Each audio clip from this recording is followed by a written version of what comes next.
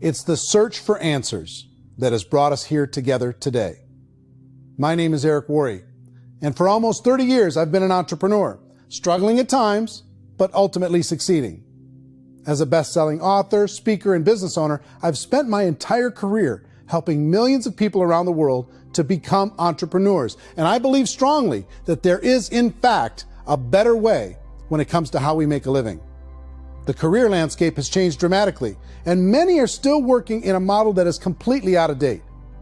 What worked for previous generations isn't working as well for people today. In this film, we're going to explore 3 important questions. First, what's really going on in our working world today? Second, in this new economy, is it better to become an entrepreneur, or is it safer to work for someone else?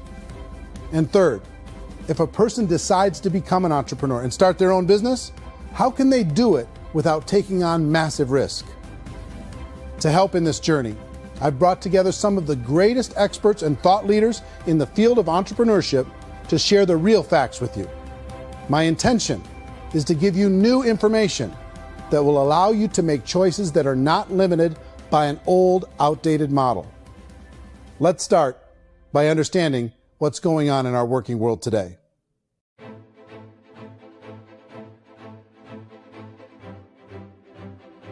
Let's look at unemployment. 30–40% of the people are honestly not working, but would be working.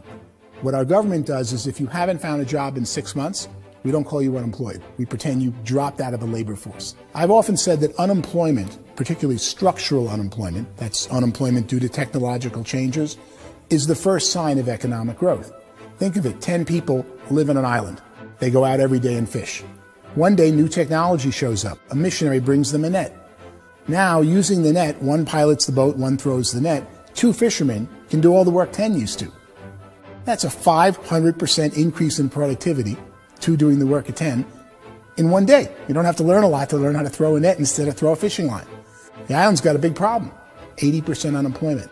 But the island still has all the wealth of the fish because the 2 people produce as much fish as 10 did. Now, of course, looking back in history, these changes used to take thousands of years. And during that time, we went into farming and transportation. Some of us became doctors and some teachers and lawyers, and we developed all these new professions and new manufacturing jobs.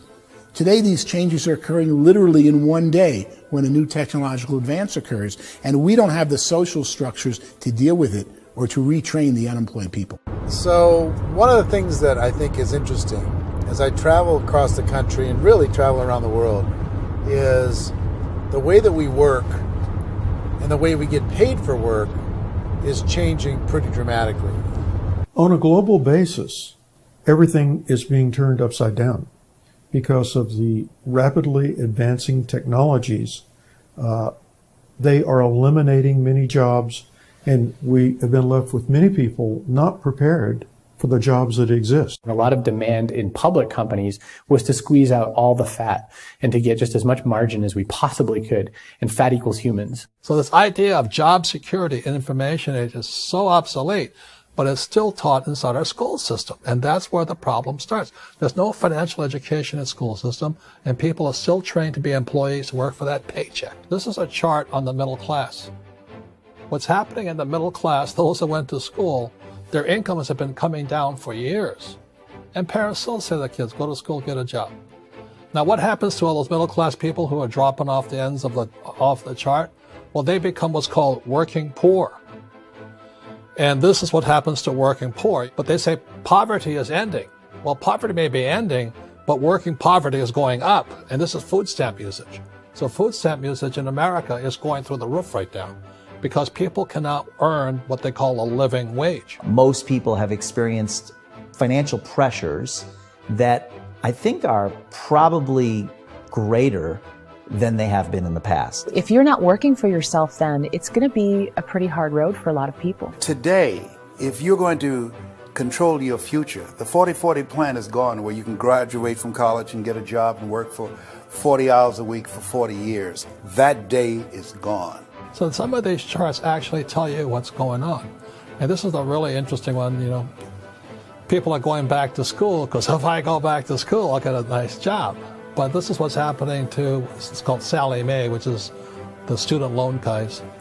Student loan is going through the roof. It's now over $1 trillion, and student loan debt is worse than credit card debt. So when people stopped using credit card, the government got people into student loan debt. And the problem with student loan debt is you can never be forgiven. See, with credit card debt, you can declare bankruptcy and all's forgiven. But student loan debt, you can declare bankruptcy, you still owe it. It's the worst of all debt. But this is the next picture. Look at this chart here. This is what's happening to wages of college graduates. It's going down. So you go to college, you rack up all this debt, but you earn less money. Now, that's not that intelligent. Average person who's been working a lifetime in America today is ending their lifetime at 65 with about $41,000 in assets. They earned just enough to survive. I think in the United States we have something like 17 trillion in debt. That's just the federal government debt. We got another 2 in municipal and in other, let's call it almost 20 trillion government. We've got 40 trillion in private debt. That comes up to close to 60 trillion. When you then add something we never had before, what you were talking about, when we look at the unfunded portion of Social Security and primarily Medicare, Medicaid, that at the most conservative estimates from outside firms, Kleiner Perkins, 67 trillion and growing. That's more than all our other debt. There's less conservative estimates that say it's 84 trillion or higher. I added up conservatively $127 trillion in total debt. Debt is a financial drug. When you take it to excess, it's like taking a drug. Yeah, it makes you feel better, it enhances your performance, but at a huge cost, eventually it kills you. And so that's what happens. We keep doing more and more debt, and you get less and less results, just like a drug, until the debt gets so high that it crushes the whole system. That's where we're at, 8.2 times GDP. You know who I feel sorry for?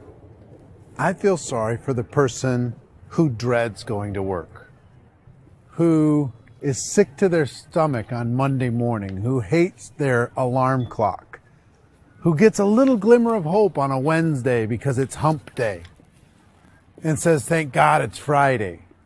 And they live for those 2 days a week where they get to be themselves and they don't have to be around people they don't like, and they don't have to play the political game in the office, and they don't have to live this half life.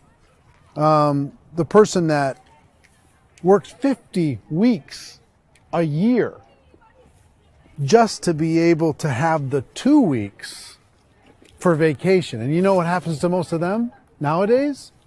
They don't have a vacation. They have a staycation. They have time off of work, but they don't get to go where they want to go because they're overextended. They've got all this debt. They got all this situation. They hate their alarm clock. They can't sleep until they're done. They have to spend most of their life in traffic. I feel sorry for that group of people because there's a better way. They just don't know it. I see this really interesting attempt at rugged individuality in a 6x8 rectangle. And I feel like you're all the same, except for the little push pins of the pictures. There's different pictures. Yours is named Jenny and his is named Sujara, but it's the same people. And this is how they are, and they're just like the zombies, and there's no joy in there, there's no fun. There's always like the wacky woman who decorates her cubicle, and that's the most she can do there. You got to give her credits, right? The wacky cubicle woman. The basis for their life is worry. I'm worried, you know, maybe I'll get fired. I'm worried maybe my company will go out of business. I'm worried I can't keep spinning the plates on paying the bills. I'm worried about how do I send my kids to college. I'm worried, what if the transmission of my car breaks? That's, you know, 2 or 3, I can't fix it. People live in a sea of worry, and it eats at them. Those signs that people held up during the Depression didn't say looking for gainful employment in a cubicle. It said looking for work. Work is what we're looking for. Job is just a unit of measurement.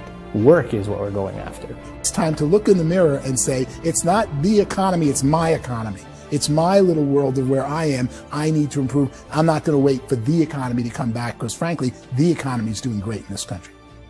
So I'm here on Wall Street, the financial center of the universe, the financial capital of the world. This is where most people's money goes to at least be held for a time, right? With interest rates in banks being effectively zero, and many experts are predicting it's going to stay at zero for the next 10, 20, even 30 years, people feel like they don't have any choice but to put their future into equities, to put their future into the hands of other people on this stock market, and hope that the stock market goes up, hope that the stocks that their advisors pick or that they pick goes up. That's one way to go, I guess. It's my personal belief that if you put your future into the hands of yourself, in other words, you have earning power by yourself, I think you're a better investment than these guys. I think you controlling your future is a better option than handing over your retirement to these guys. The average household income in the United States is approximately $50,000 a year, what they call the middle class.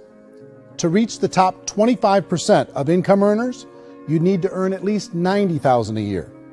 To reach the top 10% would be a household income of $140,000, the top 5%, $190,000, and to be in the top 1%, you'd need a combined household income of at least $380,000 a year. So here's the question.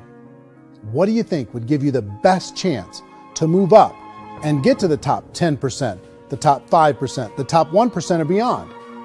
In my opinion, and in the opinion of many, many experts, the answer is to become an entrepreneur, to become your own boss.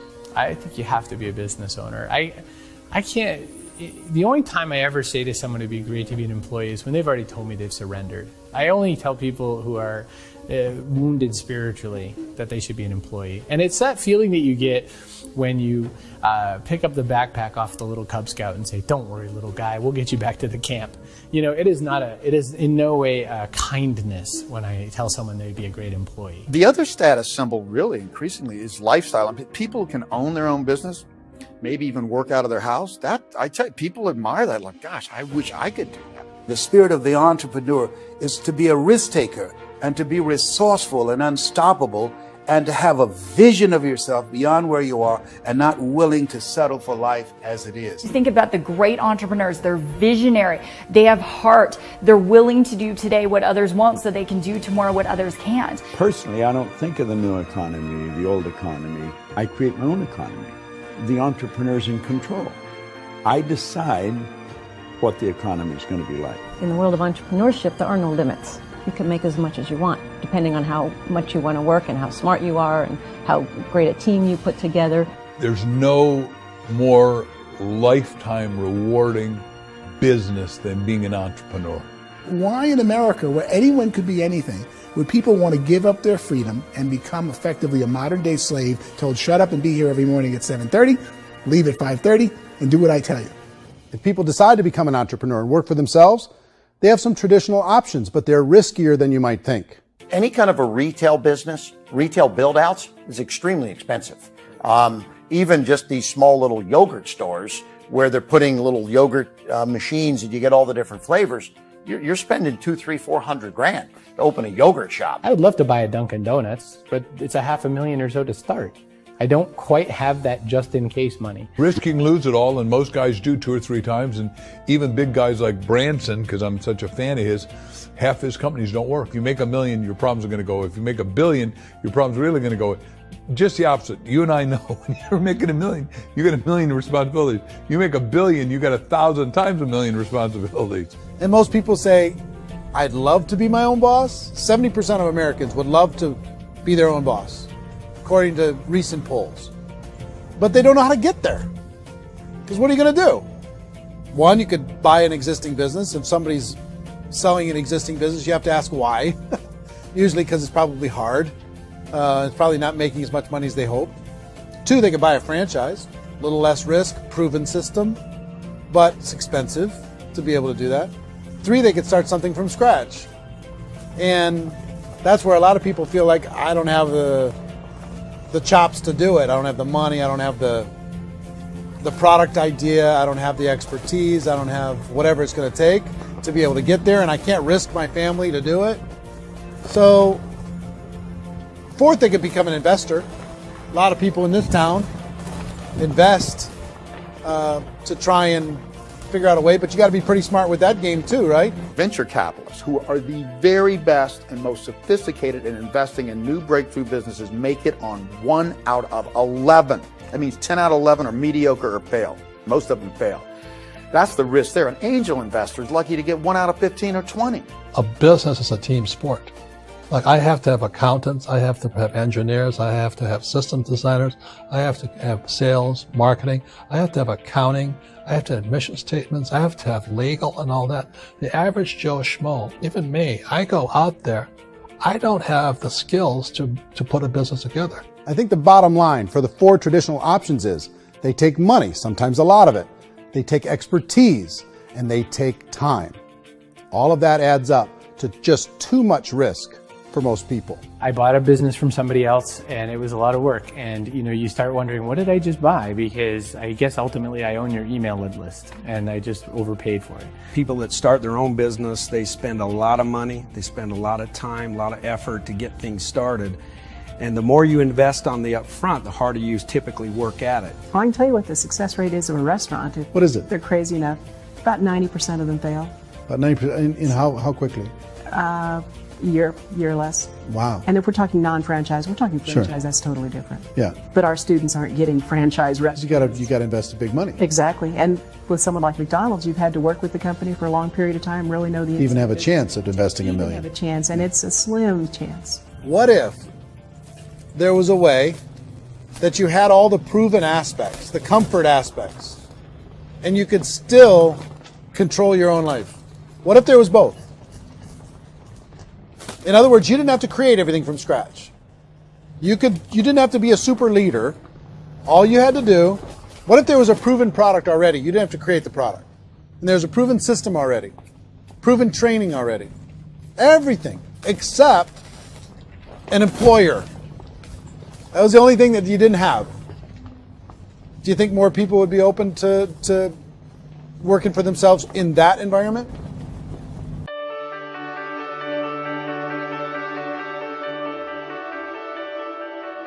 In our search for a better way to make a living, we've come to the conclusion that becoming an entrepreneur is actually safer than being an employee.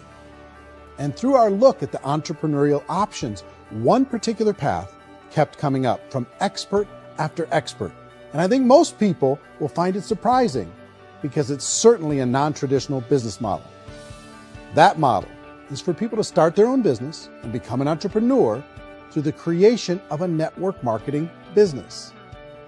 Some people call it direct selling because the product is being sold directly from the manufacturer to the end consumer, cutting out the middlemen. Other people call it multi-level marketing, or MLM, because there are multiple levels of commissions paid.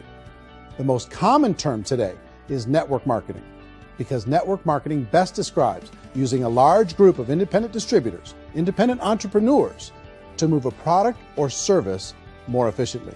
So my friend here, Donald Trump, and I, we always write about the network marketing industry. And the reason we support the network marketing industry is because it really is a business school for entrepreneurs. Because most people come out of school looking for a paycheck. Oh, that's terrible. I went to network marketing like that. I think if it didn't exist, we should invent it. It is that good. I think direct selling is a great way to do business today. It's very easy to get into that industry, and you can be self-employed, be, in effect, an entrepreneur. When we see multi-billionaires adding network marketing companies to their portfolio of companies, that would be a clue. When we see people who are very famous authors and very famous business people endorsing the industry, that would be a clue. These network marketing companies aren't $50 million companies. They're billions and billions of dollars. They lead the stock market. They're major companies. When we're going to get it? You know, and you're going to school to work for a paycheck. But if you want to be rich, be an entrepreneur. And network marketing gives you the spirit to be an entrepreneur.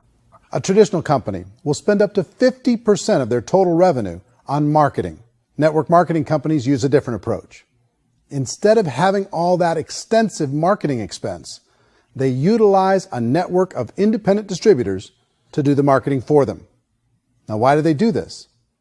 First, because word-of-mouth advertising is so much more effective today than traditional media advertising. Second, some products need to be explained or demonstrated and an independent salesperson can do that more effectively than an ad campaign. Third, it's completely efficient.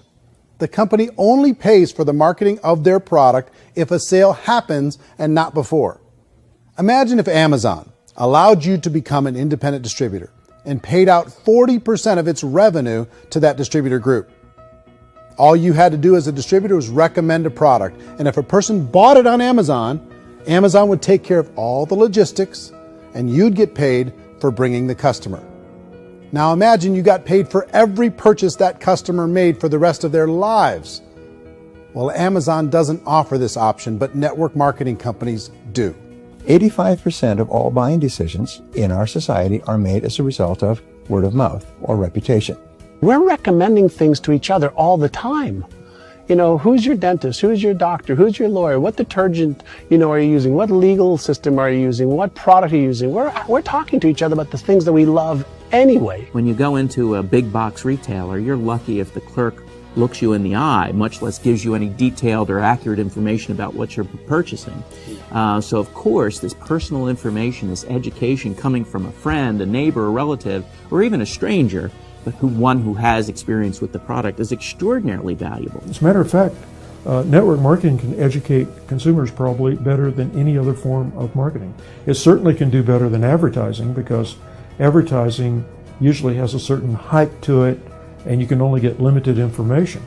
So, network marketing trumps advertising. If you were a typical sales company and you wanted to sell $1 million a month worth of product, you might go find 100 superstar salespeople.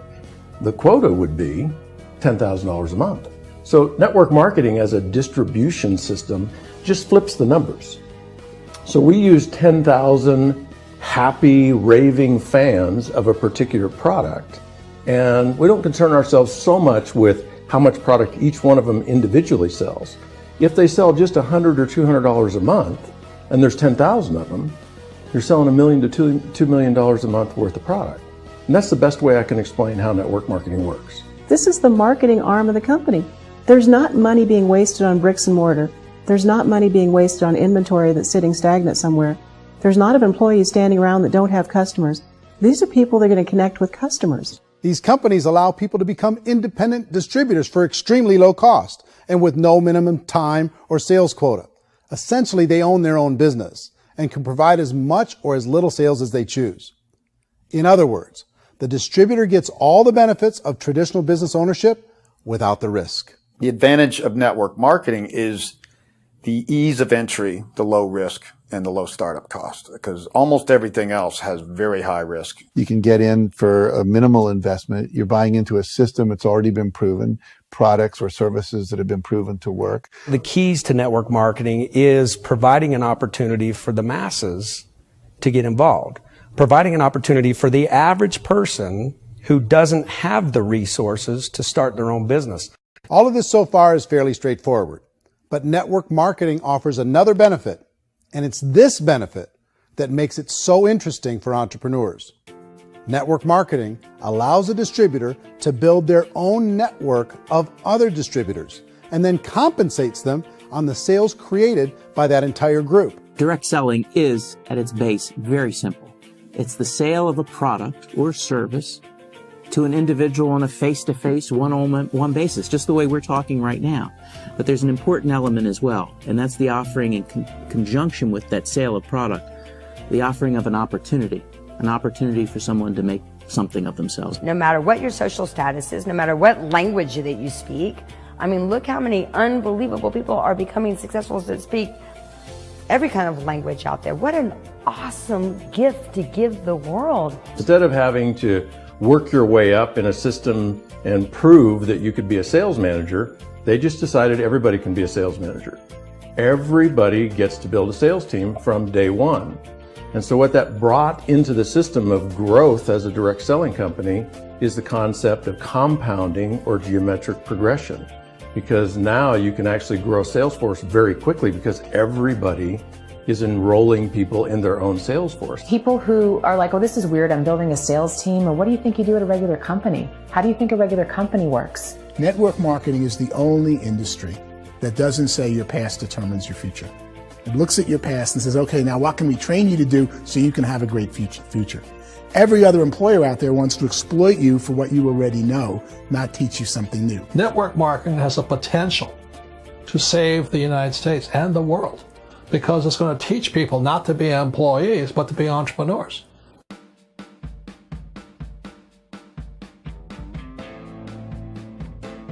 According to the Direct Selling Association, if you add up all the network marketing companies around the world, they combine to do over $178 billion a year in retail sales. To give you an idea of how big that really is, the NFL, the National Football League, does approximately $9 billion a year. The music industry does a little more than $16 billion a year, and the movie industry does about $80 billion a year. Using a conservative average, network marketing companies pay their distributors about 40% of that $178 billion in the form of commissions, which adds up to more than $71 billion a year. That's almost $6 billion a month. It's almost $200 million in commissions every single day. So it's certainly working, and people are making serious money in network marketing. With the growth of the direct selling industry over the last 10, 15, 20 years, we've seen a broader understanding of the channel. We have seen more and more people getting involved in the business, so our penetration in the marketplace has increased, and thus the understanding in the marketplace of who we are has increased. And we've seen non-direct selling companies look at the direct selling model and say, something's going on there. People are making money. Companies are being profitable, individuals are being motivated, product is being delivered to market. Maybe we should explore this. Some people think only the people at the top make money. Well, let's take a look at that as well. In the network marketing profession, there are roughly 500 people in the world who earn over $1 million a year. If you round that number up to $2 million a year, that adds up to about $1 billion a year. That takes the $71 billion paid out each year down to $70 billion. So where does the rest of the money go? The vast majority goes to part-time people making anywhere from a few $100s a month to many thousands of dollars a month. It goes to people who choose to make it a full-time career move and earning even more than that. Every day, people are using the money they earn through network marketing to pay off debt, have more fun, and improve the quality of their lives. Everyone I know in network marketing has been doing that since the 50s. They go to work when they want to go to work. They stop working when they want to take time with their children to have a leisurely breakfast and discuss issues and drive them to school. They go back to work when they get home, wherever they're working out of. The biggest thing that I've seen is people that have become much happier in their life. MLM has probably made more millionaires of more people in more countries, and I've spoken to them in 67 countries, than any other single form of business, starting from nothing. If they have a choice between working a job for the next 10 years or working a network marketing business for the next 10 years, the result of working the network marketing business will be better.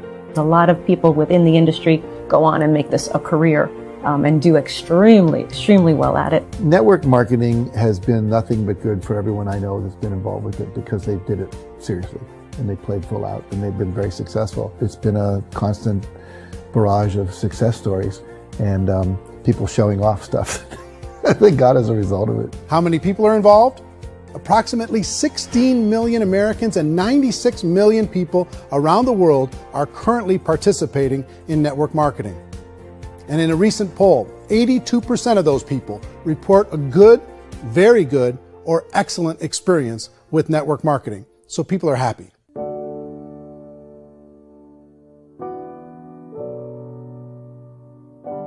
So I've taken a look at the network marketing profession and really tried to understand why so many people are confused as to the validity of this as a business. One is this pyramid shape. People get really messed up with this pyramid. Oh, it's one of those pyramid things.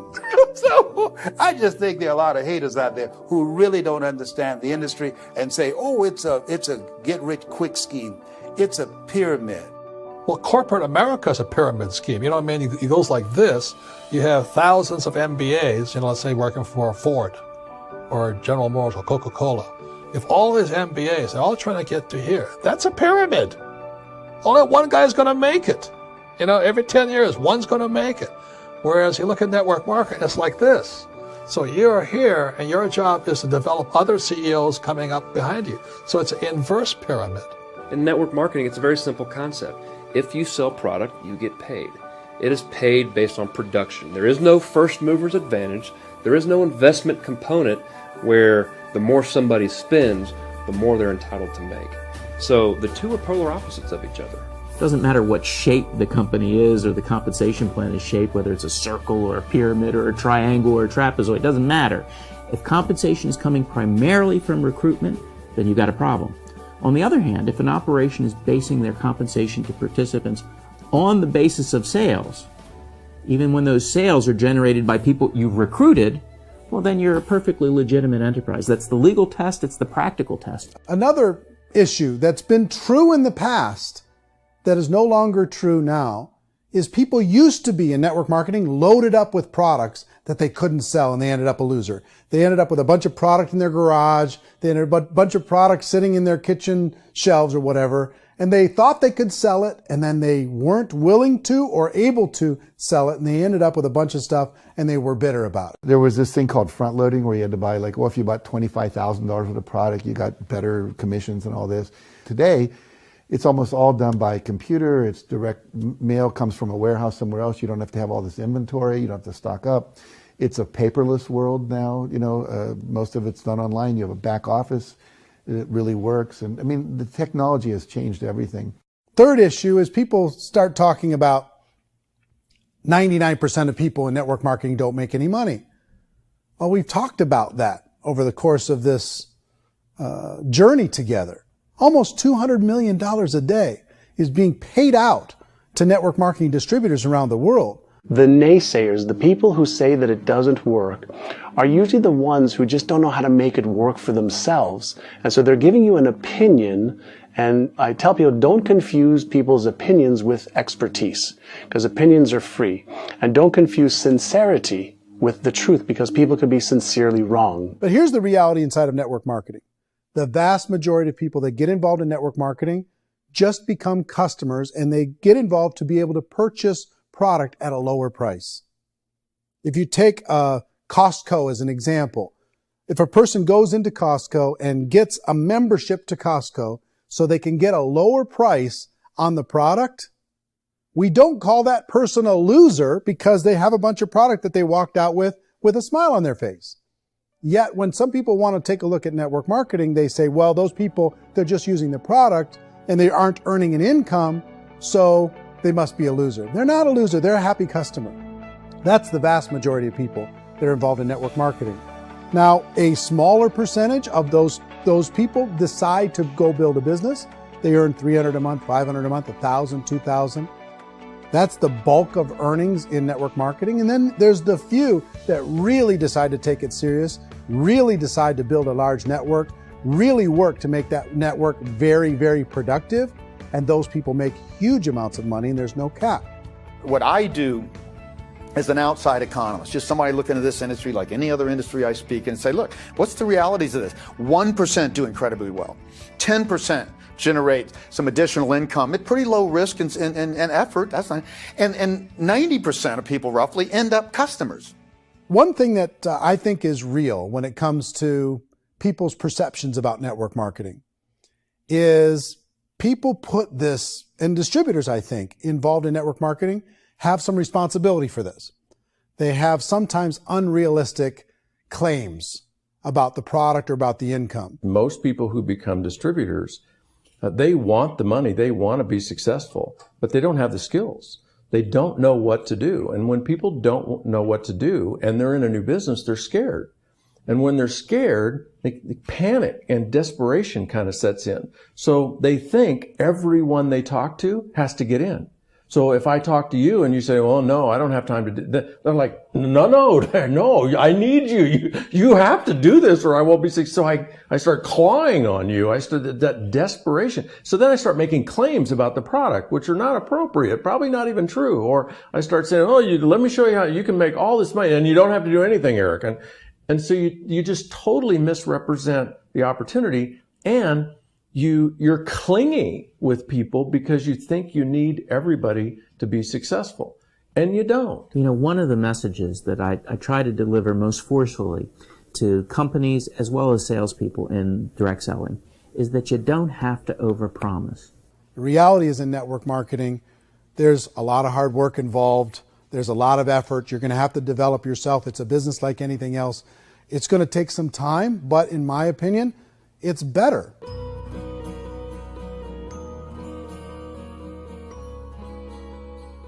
It's light years better for people starting today than it was even 5 years ago. I think it's more widely accepted now, and people understand it is a business. It is being an entrepreneur. It is being a business owner. Our belief system is based upon our evaluation of something, and frequently if we reevaluate a situation, our belief about that situation will change. The industry has changed and it's grown up. It's totally transformed. You've got young people today that have grown up with social media, and they understand networks. They understand how people are connected through technology, and they understand how money flows through those networks. So when they see network marketing, they don't see it the way their parents saw it. And we've all learned, the larger industry that you represent, has all learned from those mistakes and flaws and errors that have happened early on. Early algorithms didn't work the right way. That's all fixed. It's like when they design a computer program, they design the program, then they run it, and then they go back through and they debug it. The MLM industry has been debugged. This is the day of being virtual, being able to run a business from your mobile phone. I mean, it's incredible. Companies are getting smarter. They're implementing more consumer protections. They're implementing more compliance training. They're doing more with respect to product research. If you do get involved and you make purchases of inventory, even on a voluntary basis, if you decide that this business is not for you, you can leave and have that inventory repurchased by the company. There's no other business that offers that kind of protection on a voluntary, self-regulatory basis.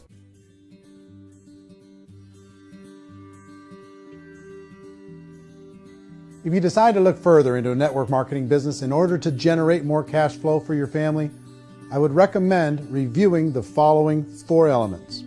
First is the product or service. And on the product or service, I would ask 5 important questions. 1, do you like it? Is it something you would feel comfortable sharing with others? 2, is there a recognized need in the marketplace? It's hard to create a need if one isn't naturally there. 3rd, does the product meet that need? Does it solve a legitimate problem for consumers? And 4th, is it priced to sell? Can it compete in the marketplace? And 5th, is it priced for profit? Is there enough margin for the company and the distributor to be able to generate income for the long term? If you can answer the questions on the product to your satisfaction, the next element to consider is the company itself. Is it well run? Do you believe in the founders or the management team? Do you feel they have what it takes to go all the way? See, it doesn't matter how good the product is if the management can't take care of the company. Good management can change with the times. They can handle adversity. They can make good decisions. Make sure you choose a company that can serve you for a long time. The third element to consider is the compensation plan. And with that, there are 3 important things to look at. First, a brand new person needs to be able to generate some money fairly quickly. It may be an obvious reason, but you can probably imagine the ripple effect of a distributor getting involved and having even a small victory fast. That can only help with the overall success of the organization. Second, a person should be able to develop a moderate part-time income in a reasonable period of time. As they develop their network and as their sales grow, they should be able to enjoy more benefits.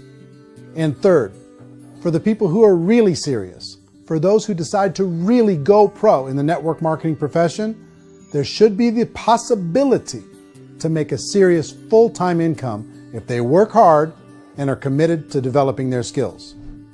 If you're comfortable with the product, the company, and the compensation plan, the last thing you should look at is the support that will be made available to you. Does the company have a website?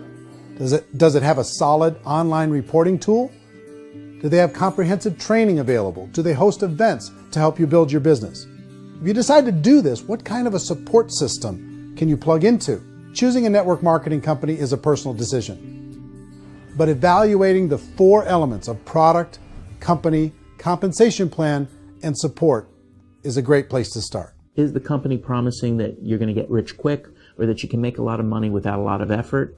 That's a red flag. Is there a product that you really believe in that you think can be sold? Or are you being told by salespeople or the person who's trying to recruit you or by the company itself that don't worry about the product, all you have to do is recruit other people into the business? Red flag, warning sign. If you're hearing that, take a second or even a third look. Get to know the customers, the products, the business, have some success, and see where the opportunities might take you to move up in the organization. You want to find out how concerned are they about my education, my training, and my development? Is there a space for me to grow? Most important question. Learn everything that you can about the product. Make sure it's something that you believe in, and learn everything you can about the industry and work that system. You have to be very passionate about whatever that company is doing. I would get involved. You can always test drive anything, the product, the service, the community, and then lean into it a bit. If it feels good, then lean into it a lot. Behind me is the Lincoln Memorial. And this is a place where Martin Luther King Jr. had his famous "I Have a Dream" speech. And at that speech, he talked about his dream for equality for everyone around the world. And that's a noble dream. But I think more people need to remember what it was like when they were kids and the dream was still alive in them.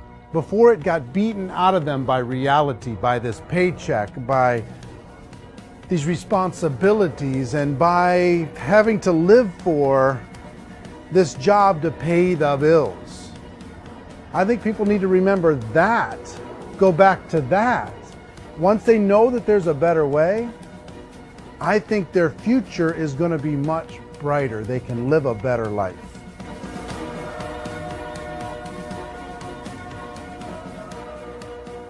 So if you're considering getting involved in a network marketing company, let me offer you just a few pieces of advice. First, network marketing isn't perfect. It's emotional, it's challenging. Like any entrepreneurial venture, it can have its up days and its down days. But if you have an entrepreneurial bone in your body, it's just better. Second, if you're going to do it, decide to be professional. Decide to go pro. It's better to do that than just be this amateur sticking your toe in the water. Third, as any professional, you're going to have to learn some new skills. And I promise you, inside of the network marketing profession, they're not too difficult to learn. Fourth, like anything worthwhile, it's going to take some time. Don't expect that you're going to get to the finish line right out of the gate. And fifth, it's worth it. It's worth it to be able to take charge of your life again. It's worth it to be able to control your own financial situation. It's worth it for the people you're going to be able to spend time with. It's worth it for the things you're going to be able to see and the experiences you're going to be able to experience. It's worth it for the causes you're going to be able to contribute to, the lives you're going to be able to touch, the customers you're going to be able to help, the friendships you're going to be able to develop. I promise you, it's worth it. Remember, most people are searching for answers just like you are. But I do have to tell you the catch to network marketing. If there is a catch, if you want to understand this from an emotional point of view, people say, well, it sounds too good to be true. It's not. It's hard work. But here's the catch. Most people still don't understand it. So you're going to have to endure the loss of social esteem from ignorant people. The uneducated will think less of you. Now, if you can handle that, you're on your way. If that's going to destroy you, you know what? Entrepreneurship in general probably isn't in your future. If you can face that catch, you can become unstoppable. I want everyone to really contemplate this if they're not in network marketing. You're in a job, you probably have a mortgage, you have rent, you have debt, whatever's going on. You're in a prison. You work just hard enough to keep them from firing you, and they pay you just enough to keep you from quitting. Come on! I've been there, done that, and bought that t-shirt. In network marketing, if you run into failure, it's really just a homework lesson for yourself. There's no one to blame. You really have no excuse not to be successful. You just don't.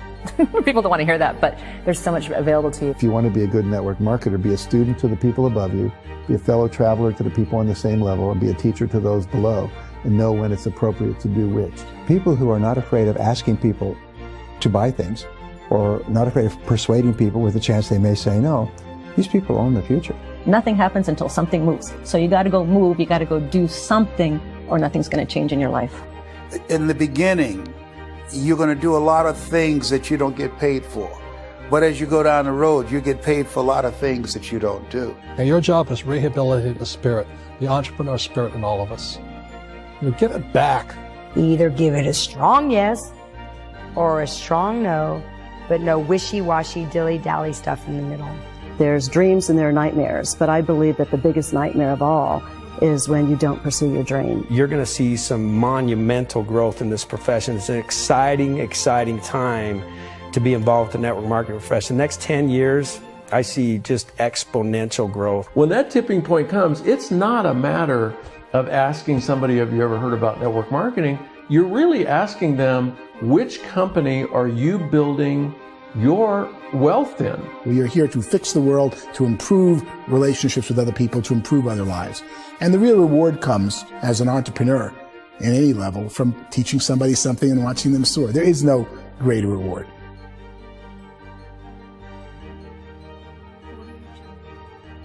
Life's too short to spend it living someone else's dream instead of your own. It's too short to spend it living at a fraction of your potential. Can being an entrepreneur be a challenge at times? Sure. But here's what you get in exchange. It can be yours. Something that you built, something that you created, something that you made happen. This balloon represents your dream. It represents entrepreneurship. My wish for all of you is that you would reach out and grab it. The choice is up to you.